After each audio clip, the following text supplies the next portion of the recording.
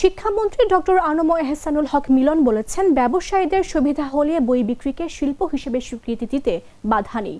বর্তমান শিক্ষা ব্যবস্থা এমন দিকে ধাবিত হচ্ছে যে নোট গাইড আর দরকার হবে না।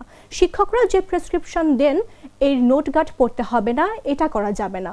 শিক্ষকদের সহযোগী বইয়ের তালিকা দিয়ে দিতে হবে, শিক্ষার্থীরা সেটা কিনবে। শুক্রবার দুপুরে বাংলা একাডেমিতে বাংলাদেশ পুস্তক প্রকাশক ও বিক্রেতা সমিতির বার্ষিক সাধারণ সভায় প্রধান অতিথির বক্তব্যে তিনি এসব কথা বলেন।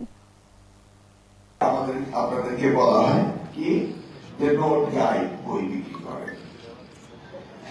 আসলে শিক্ষা ব্যবস্থা এমন দিকে ধাবিত হচ্ছে আস্তে আস্তে, আমার মনে হয় না যে এই নোট গাইড এটাই শিক্ষা প্রচলিত কোন ব্যবস্থা হবে, সেটা বোধহয় আজকের দিনে পৃথিবী থেকে উঠেই যাচ্ছে।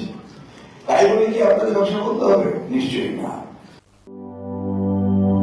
লাল সবুজের দেশে নতুন রঙের বেশে ঘরে বাহিরে সাজানো বলকে রেইনবো রেইনবো রেইনবো পেইন্টস রে সাশ্রয়ী দামে দেয়াল রাঙায় রেইনবো সবার রং সবার ঘরে ঘরে Rainbow Paints, the color of joy.